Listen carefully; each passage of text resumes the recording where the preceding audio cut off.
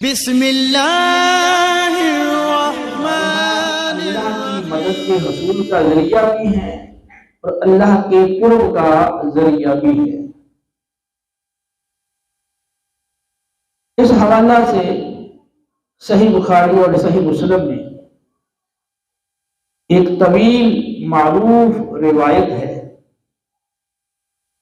अब्दुल्ला बिन उमर रज़ी अल्लाह ताला अन्हु से मरवी है और मुस्नद अहमद में नुमान बिन बशीर रज़ी अल्लाह ताला अन्हु से भी मरवी है। चुनांचे रसूलुल्लाह सल्लल्लाहु ताला अलैहि वसल्लम ने इरशाद फरमाया, पहले जमानों में यानी बनी इसराइल में 3 आदमी थे जो किसी काम के सिलसिले में बाहर निकले, सफर कर रहे थे। दौरान सफर उन्हें बारिश ने आ लिया। बारिश बरसने लगी तो उन्होंने बारिश से बचने के लिए पहाड़ की एक गार में पनाह ली, पहाड़ की एक गार में दाखिल हो गए ताकि बारिश से बचाव हो सके। बारिश और हवा की वजह से पहाड़ के ऊपर से एक बड़ी चट्टान लुढ़की और लुढ़कते लुढ़कते वो चट्टान गार के मुंह पर आकर ठहर गई और गार का मुंह मुकम्मल तौर पर बंद हो गया। अब वो तीनों आदमी बहुत परेशान हुए कि अब गार का मुंह बंद हो गया है और इससे निकलने की कोई सूरत नहीं है, क्योंकि भारी चट्टान थी, उनके धक्का देने से और उनके हटाने से वो हट नहीं सकती थी। लिहाजा उन्होंने आपस में कहा, वल्लाही या हाउलाई ला युनजीकुम इल्ला सिद्क। कहने लगे कि अल्लाह की कसम, हमें और तुमको सिर्फ सच्चाई और इखलास ही नजात दे सकता है। लिहाजा तुमने जो इखलास के साथ और सच्ची नीयत के साथ जो अमल किया है, उस अमल का जिक्र करके अल्लाह की बारगाह में वसीला और वास्ता पेश करो। हो सकता है कि अल्लाह रब्बुल आलमीन हमारे उस इखलास के साथ किए हुए अमल के सबब इस चट्टान को गार के मुंह से हटा दे और हम इस मुसीबत से नजात पा जाए। चुनांचे उनमें से एक शख्स ने अल्लाह रब्बुल आलमीन की बारगाह में अर्ज किया कि ऐ अल्लाह, तू जानता है कि मैं अपनी बकरियां मवेशी चराया करता था जंगल में,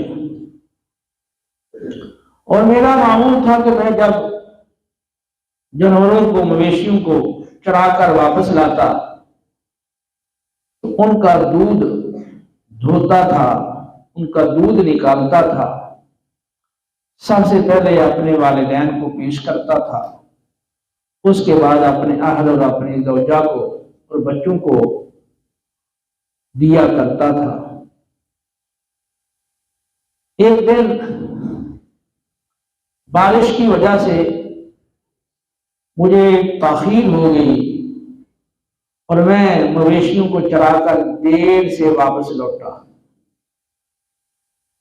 और हस्बे साबित जब मैंने दूध धोकर, दूध निकालकर बर्तन में डालकर अपने वालिदैन को पेश करने के लिए हाजिर हुआ तो वो सो चुके थे, वो आराम कर रहे थे। मैंने उन्हें बेदार करना मुनासिब न समझा और मुझे अंदेशा था कि अगर मैंने अपने माँ बाप को दूध पेश ना किया, इन्होंने दूध ना पिया, तो इनको कमजोरी लाहिक हो जाएगी।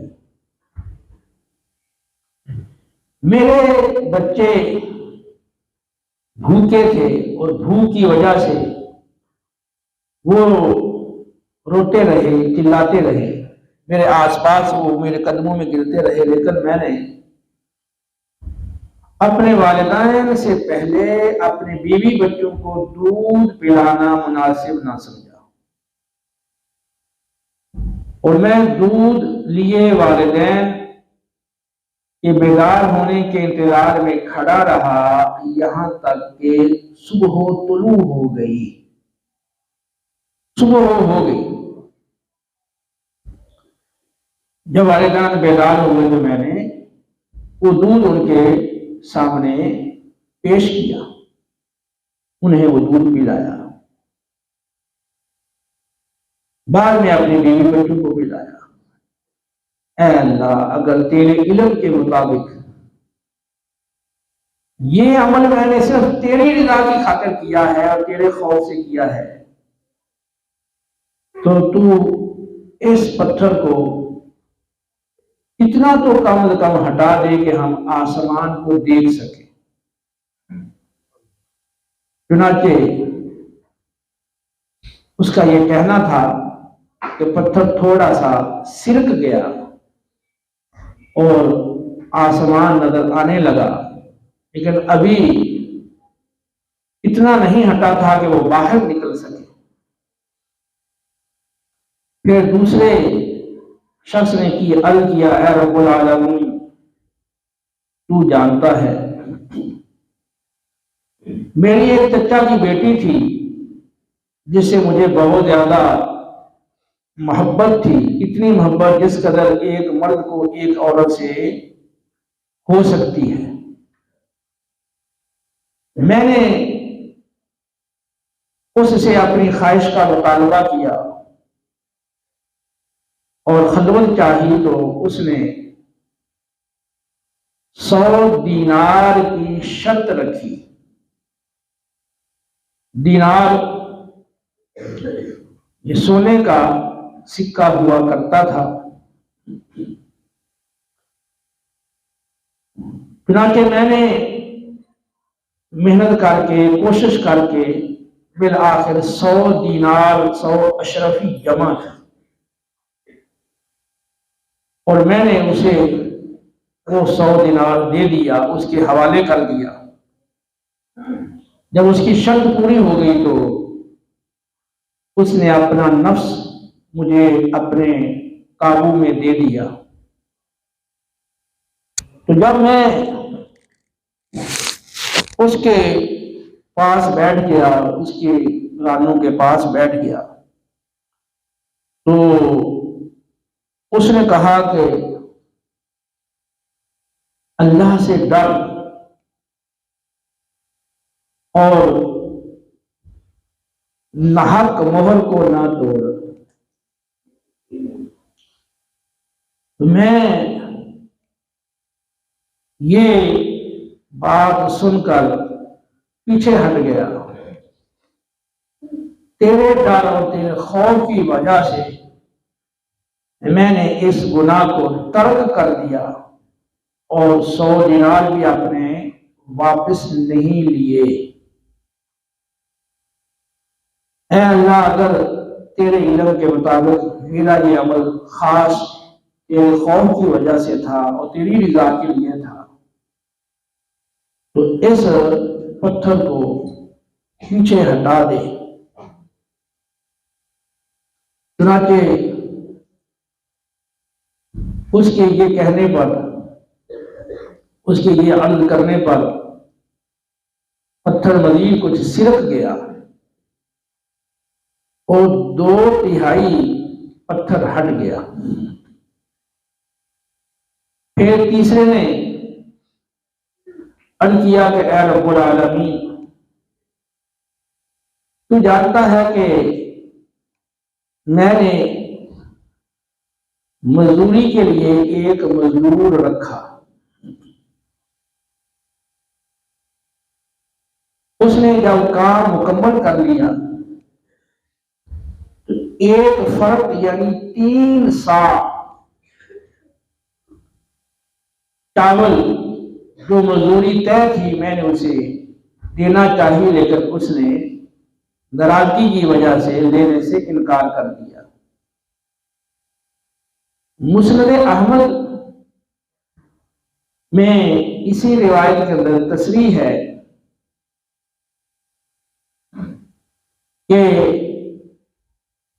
ऐ अल्लाह तू जानता है कि मैंने काम के लिए कुछ मजदूर रखे थे जिनके साथ मैंने एक फर्क चावल देना तय किया था। जब आधा दिन गुजर गया, दोपहर हो गई, एक और आदमी आया, मैंने उसे भी बतौर मजदूर पे रख लिया और उससे ये तय कर लिया कि जो पहले मजदूर काम कर रहे हैं तुझे इन के साथ तयशुदा मजदूरी के मुकाबले में आधी मजदूरी दी जाएगी, क्योंकि आधा दिन गुजर गया है, आधा दिन बाकी है, तो इनको जो मजदूरी मैंने देनी है तुझे उसके मुकाबले में आधी मजदूरी दूंगा। और जब शाम हुई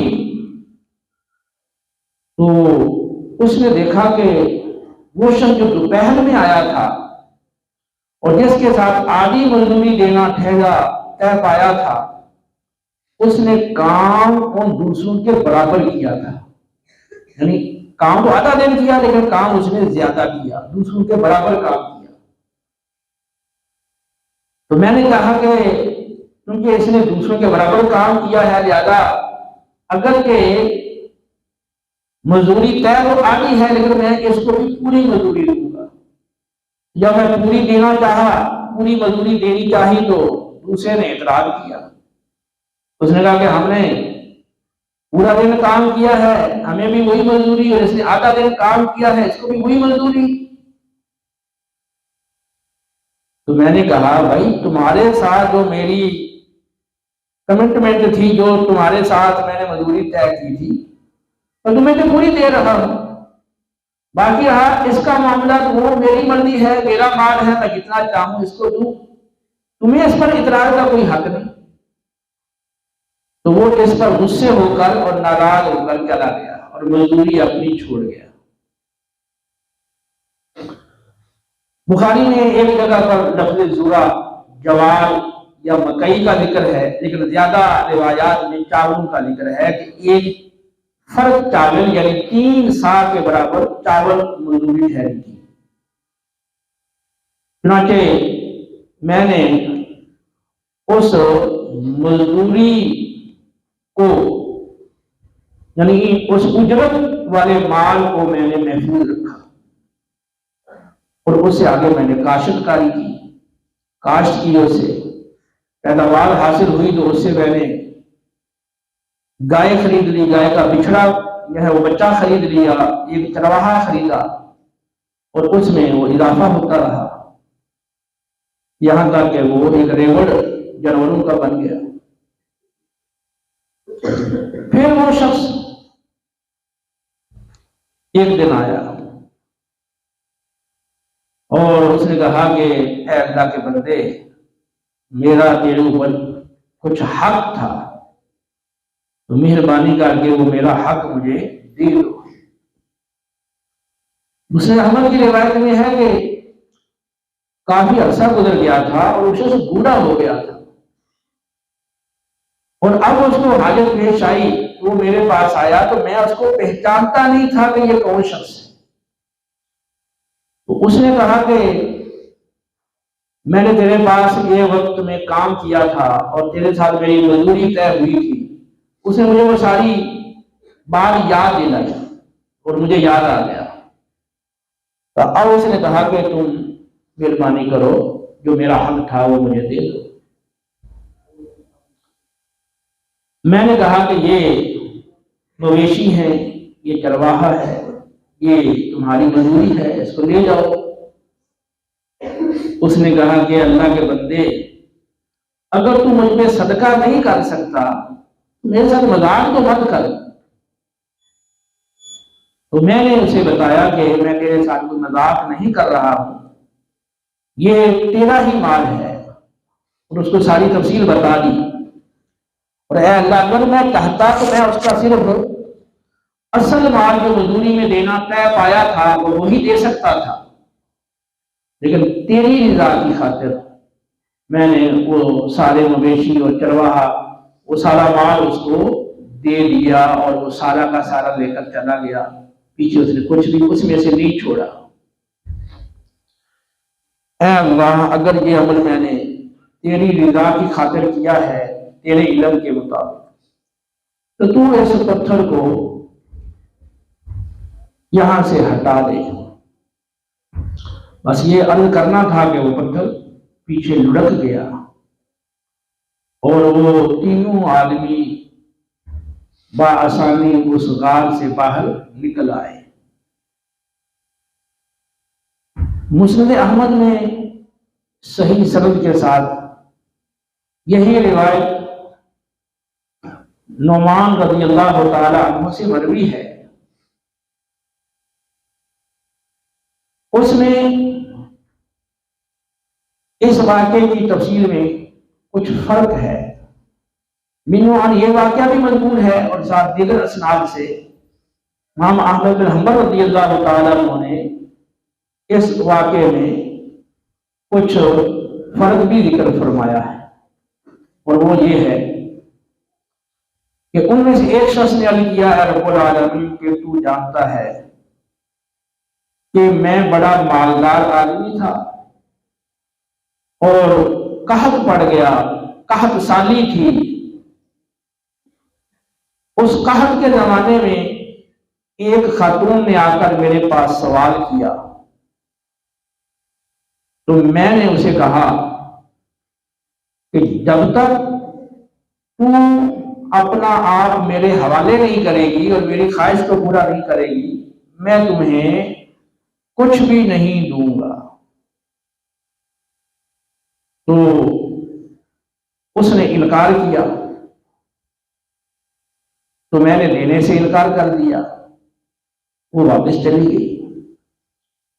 फिर भूख से तंग आकर दोबारा वो औरत मेरे पास आई और उसने मुझसे सवाल किया कि मैं उसको कुछ बतौर सदका और खैरात के दे दूं। मैंने फिर वही कहा कि अल्लाह की कसम, जब तक तू अपने नफ्स को मेरे हवाले नहीं करती और मेरी ख्वाहिश को पूरा नहीं करती, मैं हरगिज़ तुझे कुछ भी माल नहीं दूंगा। उसने बदकारी से इनकार कर दिया, वापस लौट गई। उसने जाकर अपने शौहर को बताया कि मामला ये है। शौहर ने कहा कि देखो बच्चे भूखे हैं, इनका पेट तो किसी ना किसी तरह भरना है, तो अब जो वो मुतालबा कर रहा है तुम उसका मुतालबा पूरा करो और किसी तरह अपने बच्चों का पेट भरो। कहत साली थी, भूख की शिद्दत थी। चुनाचे वो औरत दोबारा आई और उसने आकर फिर मुझसे सवाल किया, तो मैंने फिर वही शर्त सामने रखी और कसम खाकर कहा कि जब तक तू अपना आप मेरे हवाले नहीं करेगी और मेरी ख्वाहिश पूरी नहीं करेगी, मैं तुम्हें कुछ भी माल नहीं दूंगा। उसने फिर इनकार किया। फिर जब उसने देखा कि अब कोई सूरत नहीं है बच्चों का पेट भरने की, और सिवाय इसके कि मैं अपना आप इसके हवाले करूं, तो वो इंतहाई मजबूर होकर उस बेचारी ने अपने नफ्स को मेरे हवाले कर दिया। जब मैं उसके करीब हुआ, कपड़ा हटाया, तो वो तड़प कर नीचे से निकल गई। तो मैंने कहा कि तुझे क्या हुआ? उसने कहा मैं अल्लाह से डरती हूं।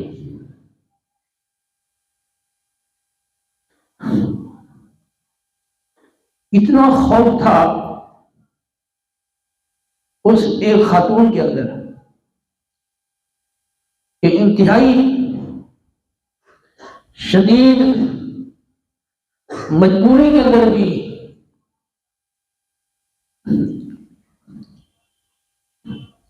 वो अल्लाह से डर रही थी। तो उस शख्स ने कहा कि तू इतनी गरीब और तंगदस्त होकर और मजबूर होकर तो अल्लाह से डरती है, तो मैं तो मालदार हूं, खुशहाल हूं, मेरे पास अल्लाह की इतनी नेमतें हैं, मैं इसके बावजूद भी अल्लाह से नहीं डरता। तो ऐ अल्लाह, मेरे अंदर इस कैफियत की वजह से और उसकी ये बात सुनकर मेरे अंदर तेरा खौफ पैदा हुआ और मैंने तेरे खौफ की वजह से उस बुराई का इरादा तर्क कर दिया और उसको कुछ माल मैंने दे दिया। अगर ये मेरा अमल तेरे इल्म के मुताबिक खालिस तेरी रज़ा के लिए, तेरे खौफ की वजह से मैंने किया है, तो तू इस पत्थर को हटा दे। चुनांचे उसके ये अर्ज करने से पत्थर सिरक गया। ये गार वालों का वाकया सही बुखारी में, सही मुस्लिम में, मुस्नद अहमद में मुतअद्दिद असनाद के साथ मरवी है। बुखारी ने भी कई जगहों पर यह वाकया इमाम बुखारी ने मुख्तलिफ उन्वानात के साथ जिक्र किया है।